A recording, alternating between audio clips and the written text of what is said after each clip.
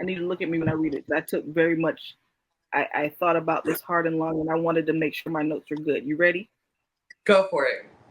A short story about love and a lot of sex. That's it. Collette. That's it.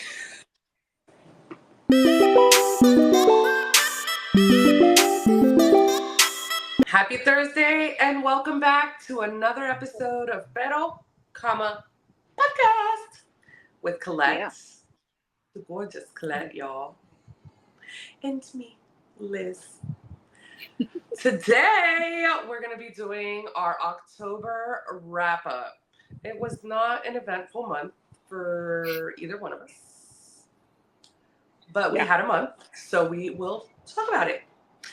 I have 5 books. Collette, how many did you finish? That's fantastic. I have 3. Yeah, well, mine were audio, most of them except one. So I'm going to be honest with you. 2 of the books that I read was during the hurricane, so I kind of didn't have anything else to do. Yeah, no, because you got hit hard. You had the tornado hit right in your neighborhood, and scary. Okay. So let's go over my stats off of StoryGraph, because they're pretty amazing with their stats and their rating system. So I read, it was actually 6 books. 6 books, equaling 1,540 pages. Average time to finish was 7 days. One took me all month, Collette.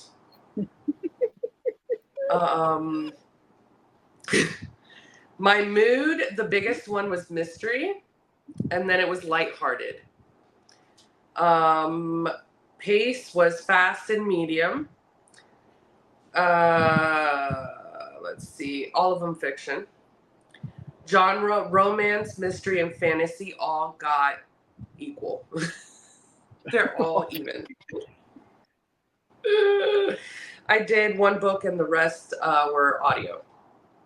My average rating was 4.33 stars. Okay. So I read 3.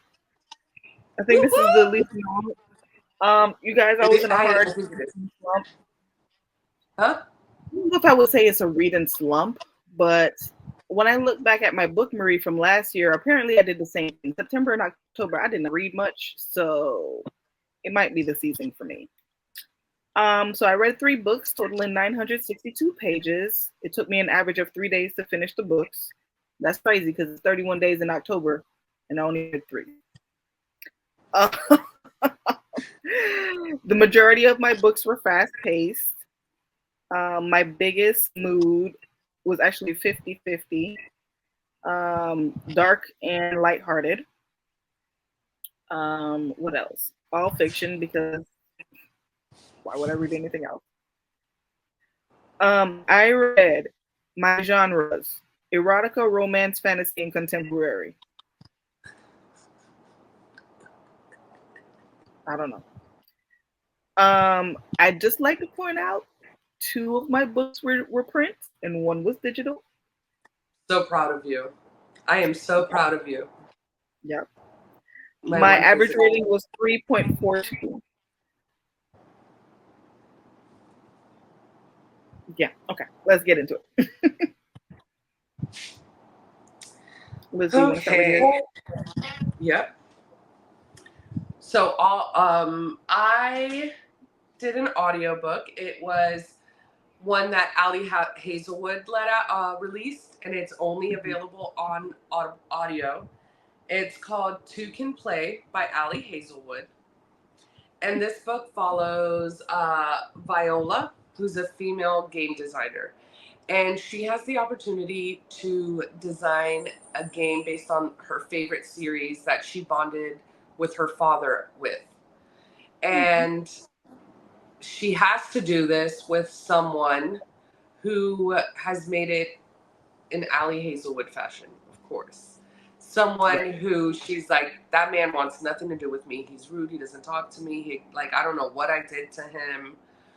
So then he works for another company. She works for another company. They're kind of like rivals, but now they have to work together on this game. And to build up the team spirit, they send them out to this like snow resort or like, you know, ski resort kind of thing, or a resort in the snow. They get snowed in. So she's locked in. They have to figure it out and all that stuff. And, you know, things happen between her and this guy. Things come to light and they make the game, and it's absolutely fabulous. And I rated it 5 estrellas because it's Ali and I loved it. It was a quick listen. It's like 4 hours. So quick, to the point, nothing overly. It was good. It was good. It was good. It was good. Five maybe stars, 4.5, maybe 4.5, but it's Ali, so. Okay. What's your next book?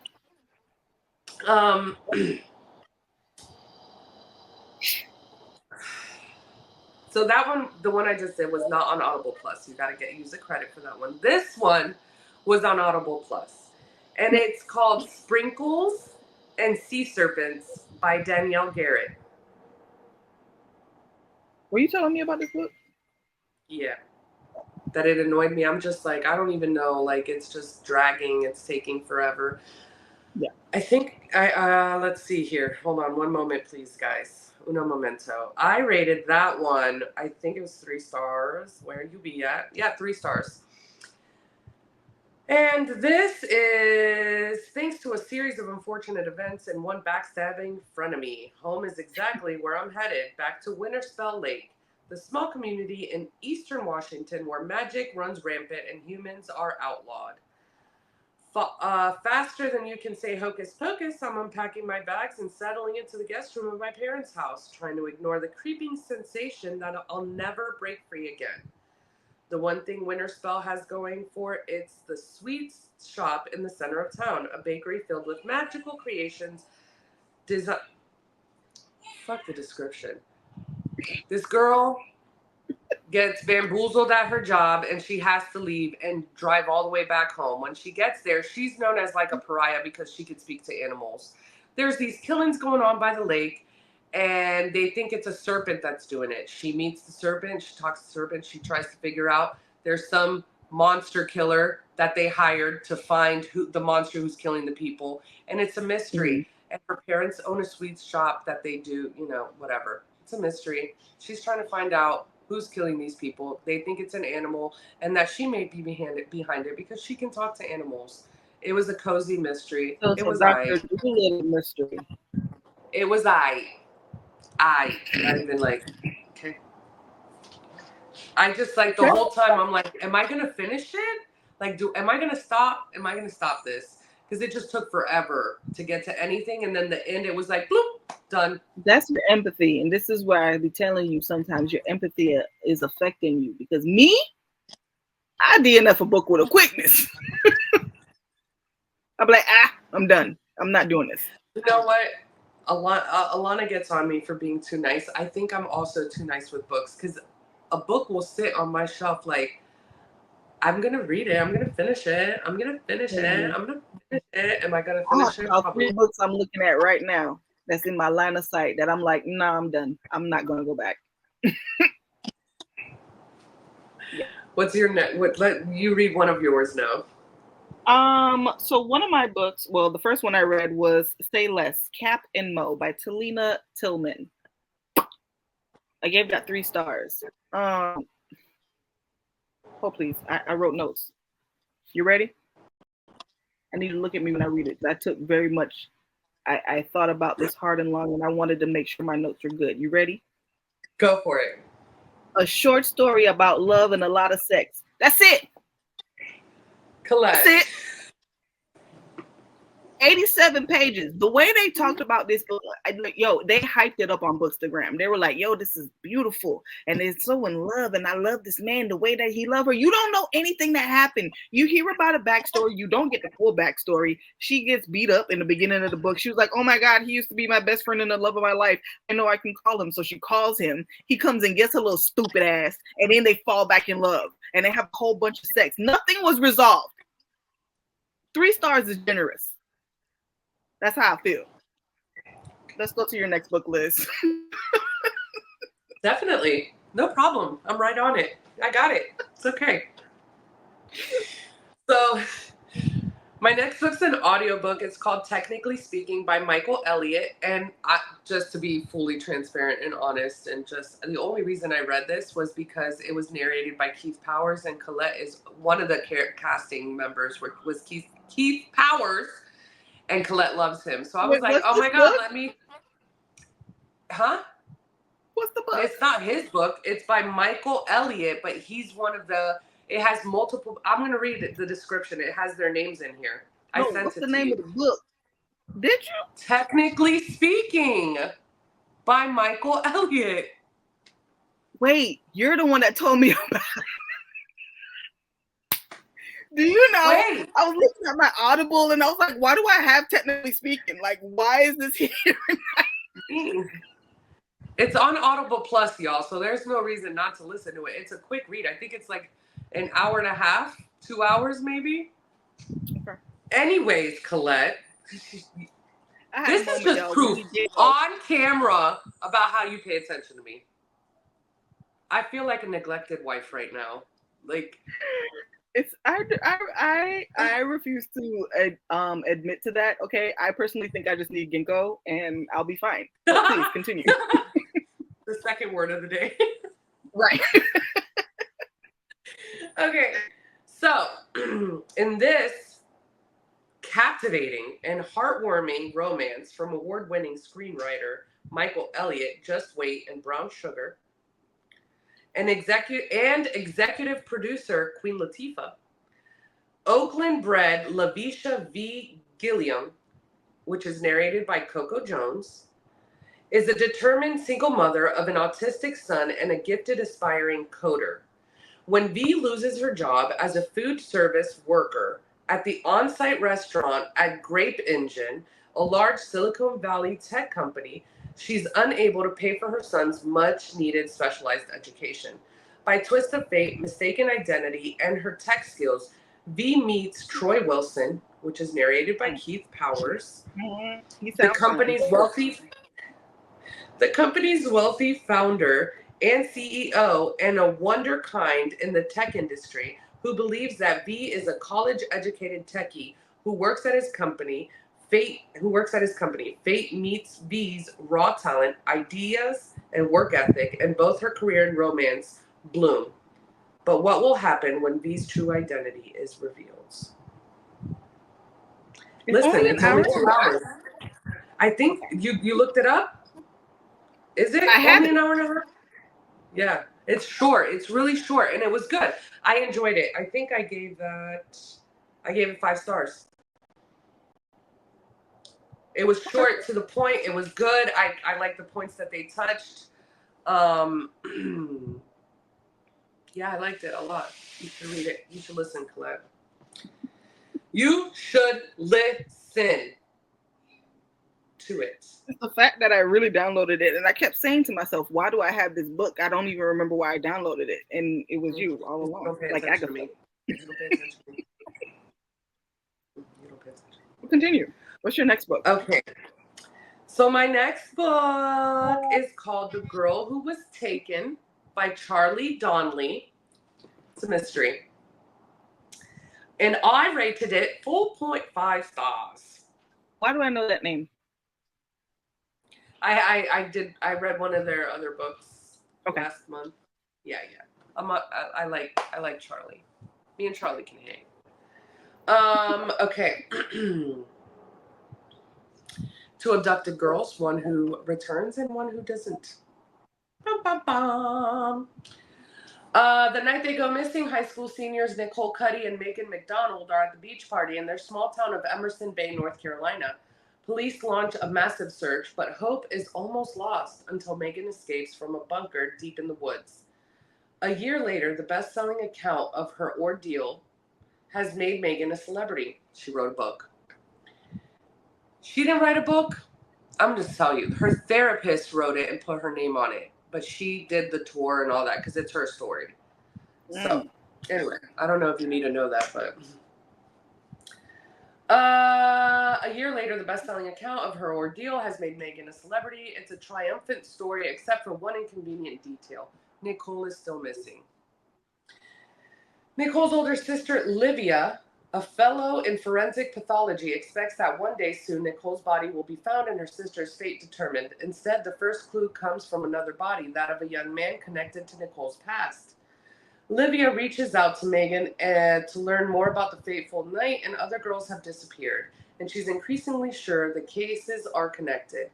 Megan knows more than she revealed. In her book, flashes of memory are pointing to something more monstrous than she described. And the deeper she and Livia dig, the more they realize that sometimes true terror lies in finding exactly what you've been looking for. I just want you guys to know, I don't know if anybody else is a reader that I'm like I am. I could read a book and love it, and a week later not remember anything. I just want y'all to know, as I was reading the description, the book came back to me. It's a good book. Read it. Great. Yeah, if you love mysteries, great book. Well-known fact: once I close a book, plot is gone. Yeah. 4.5, you say? 4.5 is what I gave it. Okay. Your next book? What was your? Okay. So I'm sorry, I'm out of frame. So my next book I read was The Rage of Dragons. I gave that 4.25 stars. That was by Evan Winters, and it's a story about revenge, simply put. I don't know if anyone has ever seen Spartacus. Yes. It's a black Spartacus. That's the best way I can describe it. I like TBR. Okay. So the character, ask me what the character name is. I couldn't tell you. But the main character, he wants to live a quiet life. I have my notes. If I'm looking down, that's what I'm looking at. He wants to live a quiet life with the love of his life. That's all he worried about. I just want to be happy. I could be a farmer, and we could just, live over here in the rut and just make some babies. That's all he's worried about. He ain't worried about nothing else. Okay. But his father is a trainer. Trainer. He trains the fighters. So in the society, you have to serve in the military. It's kind of like Korea or China, I think, where you have to serve in the military for X amount of years. Okay. So he's a trainer, and then they have to go into this training camp, training facility. I don't know what you want to call it, but they basically, based off of how you train, is how you get placed for your ranking. You're going to be admitted into the academy, but the level of fighting lets you know if you're going to be like a brigadier or, like one of the big ones. Anyway, he ain't trying to learn how to fight. He set a plan. He was like, yo, homie, because he trains with his best friend. He's like, if you break my leg, I can't fight. I can go home and be a farmer and marry the girl, right? Can you do that? And he was like, fine, whatever. You're my best friend. I'll do it. They get there. Some stuff goes down. I don't want to spoil much. Some stuff goes down. And that sets the main character on a whole different trajectory. He leaves the town. He learns how to fight. He goes to a different town where he basically has to fight to get into the academy, because they do it in, I guess, a more barbaric style is what I would say. Like, they have rounds of fighting, and if you make it past those 10 rounds of fighting, you get admitted into the academy. He goes into that. Mind you, he's not even a fighter to begin with, but he would not give up for anything. He's a thinker, though. He can identify a weak spot because his dad was a trainer. So he can identify a weak spot of someone, even if he's not a good fighter, so that he can get the upper hand. So he really won because he was smart, not because he was a good fighter. He gets into the academy. He trains. He works himself up from the lowest rank all the way up to the top rank. He ends up fighting one of the top generals, and it's a whole thing. And he has a list like Arya Stark. Like, he's like, you're on my list, you're on my list, you're on my list. All y'all need to die. And that's all his whole thing is. And then because he lost his whole MO for wanting to be with the girl, whatever. He ends up seeing her again. She was like, you know, we could be together. He's like, nah, F all that. These people need to die first. Yeah. He's like, no, these people need to die first. And then we can think about being together. But you need to die, you need to die, and you need to die. Like, he is on a mission. That is his whole story. And the way the book ends, I have to read the second book. There's another book. I'm like, okay, I see what you did there. You got me good. But even when I was reading it, I was like, bro, you're so angry. You have to calm down. But he is, yeah, it's a revenge mission. It was fantastic. I thoroughly enjoyed it. I would highly recommend anyone and everyone to read it. And then, like, they control dragons, which is why it's called The Rage of Dragons. And then you find out why or how they're able to control the dragons. Sure. A lot going on. Fantastic. 4.25 stars. Next. So I actually had 7 books this month. Oh, Jesus. Okay. I forgot to add the audiobook that I just finished. But my next book, we'll do that audiobook. My next book is Untamed Shore by Sylvia Moreno Garcia. And she wrote, She wrote the Mexican Gothic. Okay. I loved the Mexican Gothic. So I was excited to read this. This book is also available on Audible Plus. So here go. It basically, I'm just going to read the description because I will butcher it. Okay. Baja California, 1979. Vidi Diana spends her days watching the dead sharks piled beside the seashore as the fishermen pull their nets. This town is known for fishing sharks. Ouch. Just so you know, that plays nothing like this. Yeah. Anyway, like it's just. They bring it up a lot in the book, but it doesn't play into the storyline. It's just really that's what's there. There's nothing else to do, nothing else to watch under the harsh sun. She's bored, terribly bored, yet her head is filled with dreams of Hollywood films, of romance, of a future beyond the drab town where her only option is to marry and have children. 3 wealthy American tourists arrive for the summer, and Vidi Diana is magnetized.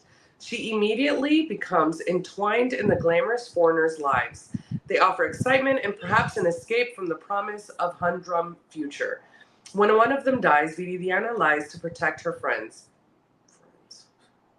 Soon enough, someone asking questions, and Vidi Diana has some of her own about the identity of her new acquaintances. Sharks may be dangerous, but there are worse predators nearby, ready to devour a naive young woman who is quickly being tangled in a web of deceit. Okay. I read a book this month that was recommended by Collette, who had a really, I'm going to put it in Colette's words so I'm nice, naive girl, sheltered girl. And it took me forever to finish that book this month. And I thought I was free of naivety. Then I read this book. And I'm like, God, are you trying to tell me something? Are you sending me a message through Collette in these books? But anyways, there's scamming, there's betrayal, there's mystery, and there's dumbness. I rated the book 4.5.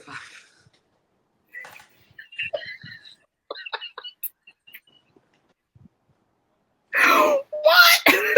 I liked it. She was naive, but she wasn't, like, it was weird. She's like, okay, she was naive when it came to boys, but she was intelligent. She spoke 4 languages. So basically for this town, for this town, she's the translator. So tourists come in and she gives them tours and translate things she speaks Polish. No, she speaks Dutch, French, Spanish, and English.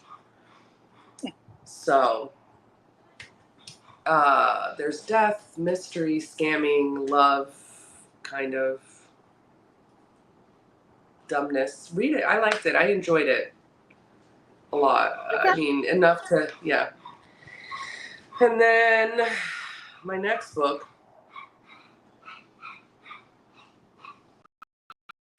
Collette. Do you know what it is? I understand. No, let me stop. I'm just giving her a hard time. It was The House of Beating Wings by Olivia Wildenstein. Finally read one of her books. And I liked it. I rated it 3.5. I go back and forth, 3.5, 3.75. I did like it.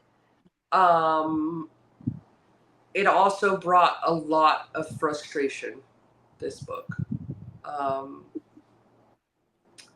The main character, I wish I could just sit down with her and give her a life talk. That she needs therapy. The way that she hyper-focused on this one dude, like, really needs therapy. But yeah, this is how she redeemed herself. Because when she realized what was going on, she's like, F you, let's get this done. Like, she was not about it. And because when you're young and sheltered, because she was really sheltered, the way that she was, I can understand the infatuation, and the way that she snapped out of it. I know some people who would not have snapped out of that or didn't snap out of it when they were going through it. You know, I went through my phases. So, that being said, I lean more towards the 3.5 because the way the book had world building. I can't even. Yeah. But then the way the final fight happened was just, I was very underwhelmed. Like, what? Like, that's it. All this time, you dragged me through all of this. I had to deal with this chick babbling and going back to her wanting to be with this idiot, Dante, who has no respect for her. He takes her virginity, y'all. He takes her virginity. Like, I'm talking about, you would think, as much as this girl was infatuated, she had this whole idea planned that everything was going to be set up so wonderfully. No, this motherfucker takes her to a freaking tent. Army tent. With his guard, with the people walking around outside. Literally kisses her, lays her on the bed, takes her virginity, gets up, washes himself off. Yes. Washes himself off, throws her something to clean herself off, and then calls his guard to walk her home. And she's okay with it. Yo, I remember reading that scene, and I was like, what did I just read? Yeah, I was like, are you fucking kidding me? This whole time. I would have gave it to Anthony. And that is how you pronounce his name, y'all, because it's spelled that way before Collette says anything. Antoni. It is Anthony. Bridgerton is Anthony too. No, because his name is spelled Anthony. His name is Anthony. I don't care what they say. People can't talk. Yes. I will be reading the second book. And it's so funny because that was a book that we, when we did our TBR prompts, it was supposed to be a 5-star read. And then I went back and looked and I said, oh, snap, my bad, Liz. That wasn't even a 5-star read for me. Which, I'm going to read the second one. I fell in love with Lore. Yeah. Because that was my Lorcan. He put it straight to her. If you watched our book Boyfriends, I had talked about Lorcan. That's where I got Lorcan from. He was from this series. Yeah. No, and he had no nonsense with her. He's just like, listen. Because there was one point, she's helping Lore get back to his height, like his strongest self. Let's just put it that way. So we don't reveal too much. She's helping Lore get back to his strongest self, right? Because she got a prophecy that she was going to be queen. So, of course, her dumb ass is like, oh, I'm going to be queen with Dante. so annoying. Yeah. He's the prince. His brother's in power. He's the prince. His brother's a dick. He's a dick. She's obsessed with him. So and she was like, I don't know why you're being like that with me when I'm helping you. He's like, don't act like you're helping me when you're only doing this because you want to be on the throne with Dante. Now let's continue. Yeah. He said it respectfully, but I was like, thank you. Thank you. And he consistently puts her in her place, and I love it. At no point did he ever was just like, I know you're helping me, so I'll give you a little nugget. Nah, girl, I know what this is. And I loved it. But I do, the way that she was able to like strengthen herself when she needed to, I like that. So I will read the second book. So I'm between 3.5 and 3.75 as of right now. Okay, I'll take it. That was only a 4-star read for me, so yeah. And then my last book, which was my favorite book of the month, was no, not that one. The Storytellers Death by Anna Davila Cardinal and Marisol Ramirez. So, I would have said Anne Davila Cardinal. I would have said it. Yeah. But I love your accent, girl. De nada.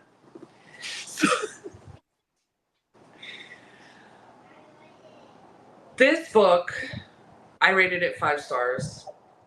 I really enjoyed it. I will be buying the physical copy. Oh, wow. I'm going to read the description and then I'll just insert anything. Isla Larson Sanchez, Isla Larson Sanchez's life begins to unravel when her father passes away.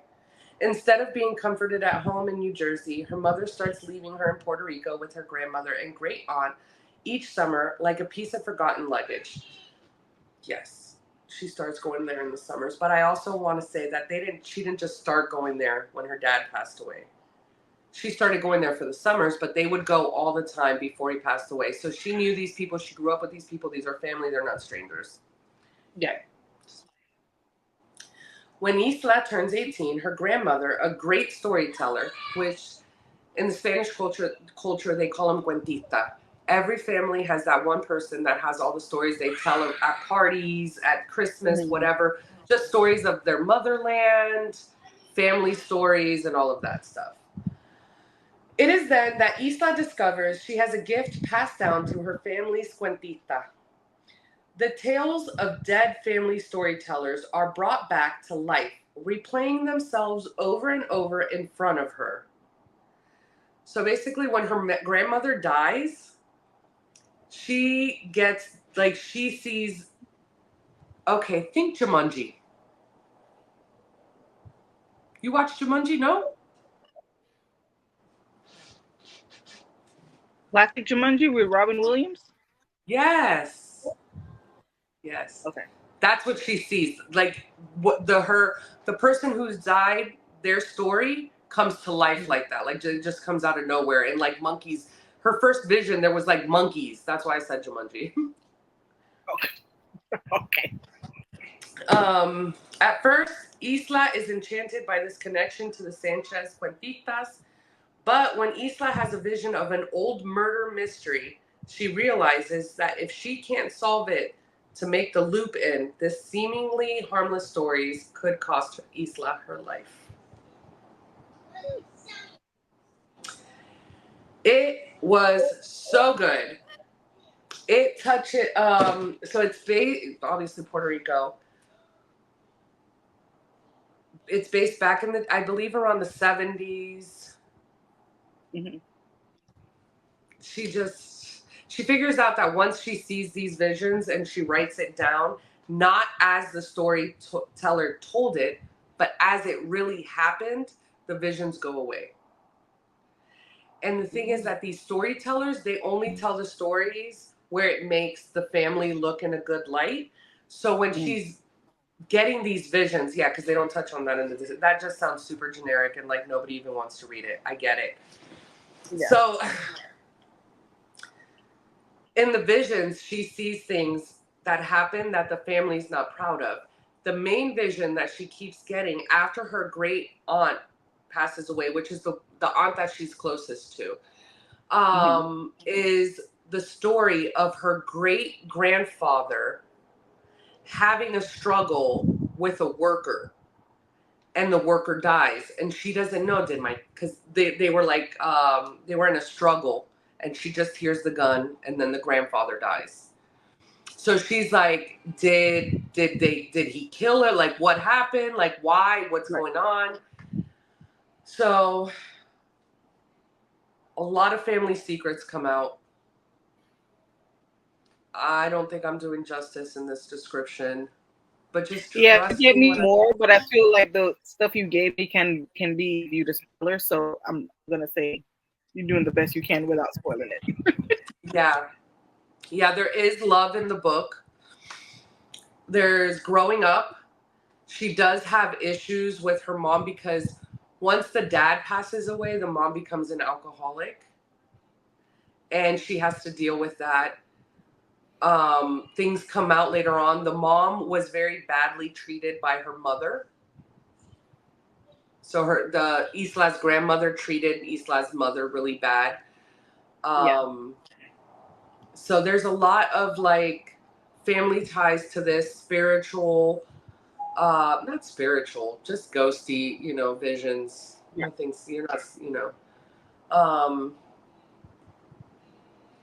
I really like the angle. I never read a book from that type of, I liked it a lot. 5 stars, y'all. Yeah, I got it because she told me about it, and I was like, "What?" So yeah. Yeah. And then my final book was Make a Scene by Mimi Grace. I gave it 3 stars. This author will be at the Black Romance Book Festival. Are we gonna see her? I have 3 What authors. was the book about? Okay, yeah, let's get into that. Yeah. Here are my notes. This is what we do on the phone, y'all. We just go. Her husband clowns us.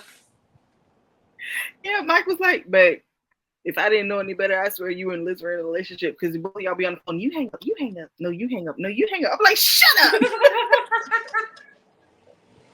Like a little hater. So I said this is a story about letting go. It has a fake dating trope, and the reason I gave it 3 stars is because I was underwhelmed by the ending. Like it seemed very rushed. I got it. I understood it. The reason why she wanted to do the fake dating trope, it made sense. I'm not a fan of fake dating to begin with, but this one actually made sense why they would do the fake dating. So I can get behind it.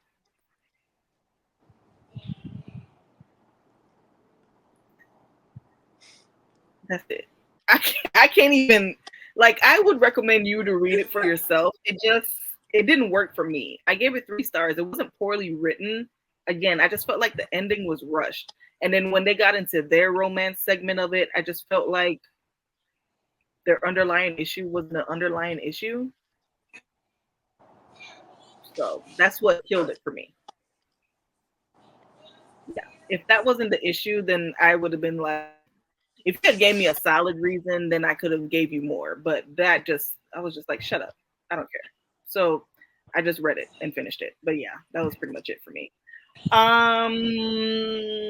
Yeah, but I don't think that's the only book I've ever read from her. I don't know if I would go see her because I don't have any physical books of her that I own. But I really just want to see the main authors. I know I'm gonna see Winter Time. I know, girl. Yeah. So I'm excited to meet her.